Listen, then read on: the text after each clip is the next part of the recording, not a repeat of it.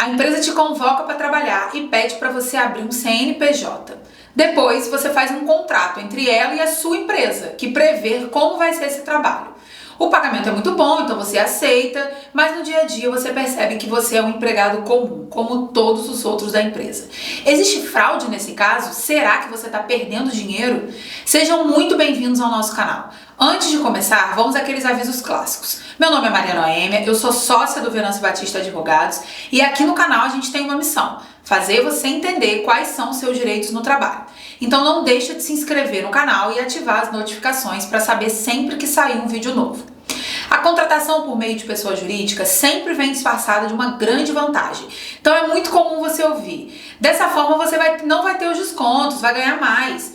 Mas será que isso é realmente verdade? Ainda que na prática você ganhe mais mensalmente, você não estaria perdendo alguns direitos importantes e até mesmo dinheiro.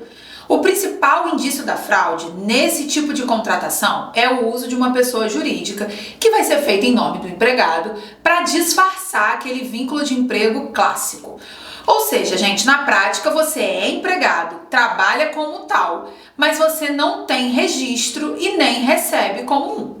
Não tem aqueles direitos clássicos de um empregado. Bom, qual o primeiro passo aqui? É entender se você realmente é um empregado nos moldes da CLT, ou seja, se de fato a gente tem vínculo de emprego. Para isso, a gente precisa se atentar às condições da lei. E quais são essas condições? A primeira é a habitualidade, ou seja, você tem que trabalhar com uma frequência específica, cumprindo jornada diária de trabalho de forma permanente. Percebam aqui que essa é a palavra-chave. O trabalho tem que ser permanente. Se você for à empresa de vez em quando ou quando tem uma necessidade específica, em regra, a gente não está falando de vínculo. Eu vou dar um exemplo. Vamos supor que uma pessoa é técnica de informática e presta serviço a uma empresa, mas ela só precisa ir lá uma vez por semana, quando tem um problema num computador específico de alguém. Nesse caso, não existe a necessidade de assinar a carteira. Por quê? Porque justamente não está se prestando o serviço de forma permanente e habitual, e sim de forma pontual. Ou seja, o computador rebentou, você chama aquele técnico, ele vai lá e conserta. Essa contratação pode ser por meio de PJ, porque nesse caso é o funcionário que vai determinar quando vai poder ir, de acordo com a sua agenda, e não vai ter um horário fixo diário. Não vai ter que cumprir horário, bater ponto. Depois que você já observou a habitualidade, precisa observar se existe subordinação. Na prática, você vai ver se você tem chefe, se você está obedecendo ordens diretas de alguém e se você está constantemente sob a supervisão de alguém.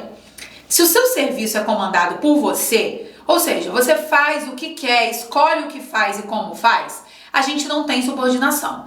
Mas se essas funções e o seu horário são determinados por alguém, você tem um patrão, aí você tem uma relação clássica entre patrão e empregado. Se essa contratação é por meio de pessoa jurídica, ou seja, você abriu ali uma empresa e vai prestar serviço para essa outra empresa, você não tem que ficar sujeito a essa hierarquia, direção, fiscalização, coordenação por parte da empresa que te contratou.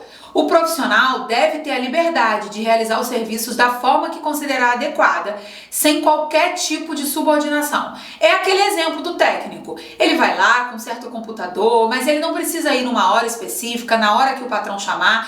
Vai ser de acordo com o que ele puder fazer e da forma que ele puder fazer. Então vamos lá. Você já percebeu, eu trabalho de forma habitual e subordinada.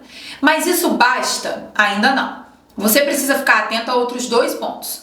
Primeiro, a pessoalidade e depois a onerosidade. Eu vou explicar. A pessoalidade é o fato de que você, e só você, pode exercer aquele cargo. Se você puder mandar alguém no seu lugar, aí a gente não está falando de vínculo de emprego. A pessoa jurídica não pode ser obrigada a realizar o serviço por conta própria, sem a possibilidade de delegar para outra pessoa. O contratante, o dono da empresa, deve permitir, nesse caso, que você escolha quem vai realizar o serviço no seu lugar, que você mande um funcionário para substituir, ou se a empresa não tem funcionário, que você mande alguém de sua confiança. Voltamos para o caso do técnico. A empresa precisou do técnico e naquele dia você não pode ir. Então você vai mandar alguém que você sabe que vai fazer o trabalho tão bem quanto você. O último requisito é a onerosidade, que vai ser a parte boa dessa história.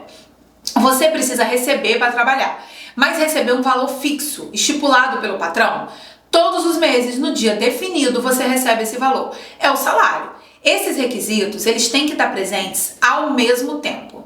É muito comum a gente ver contrato fraudulento que prevê, por exemplo, pagamento de vale transporte e plano de saúde para o dono da pessoa jurídica contratada. Não existe você pagar plano e vale transporte para o dono de uma empresa que você contratou. Nesse caso, a gente tem clara que a relação ali é uma relação de emprego. Agora que você já sabe esses requisitos, identificou que isso está acontecendo com você, o que você vai ganhar tendo esse vínculo reconhecido? O reconhecimento do vínculo, ou seja, a assinatura da sua carteira de trabalho, vai te garantir direitos essenciais. O primeiro é o pagamento das horas que você trabalhar além do seu horário. A lei determina que você pode trabalhar 8 horas por dia, ou seja, o que passar disso é hora extra. Você também tem direito a 13º no final do ano, ou seja, um salário a mais. E além disso, são garantidas as férias de 30 dias a cada 12 meses trabalhados. Gente, vamos prestar atenção aqui. O seu patrão pode te dar essas férias até 1 ano depois que você entrou e começou a ter esse direito. Eu explico com um exemplo. Se você entrou no trabalho 1 de janeiro de 2023, você passa a ter direito às férias em 1º de janeiro de 2024. E até quando que você precisa tirar essas férias? 1º de janeiro de 2025. Ou seja, 1 ano depois de você ter adquirido o direito. Anota que é para não esquecer. O valor das férias tem que ser pago antes de você descansar e com um acréscimo de 1/3 do seu salário. Outro direito importante é o Fundo de Garantia por Tempo de Serviço. O FGTS corresponde a 8% da sua remuneração e deve ser depositado em uma conta vinculada mensalmente. Esse valor pode ser sacado caso você seja demitido sem justa causa e ainda tem 40% de multa. Aqui uma coisa importante, o valor do FGTS não é descontado do trabalhador. A empresa vai descontar o INSS, o que vai garantir que você tenha esse tempo de trabalho computado para sua aposentadoria. Lembre-se que esse sim pode estar com desconto no seu contra-cheque. Além de todos esses direitos, a carteira assinada te garante o recebimento na pior hora, que é a hora da demissão. As verbas rescisórias vão variar de acordo com a modalidade de demissão.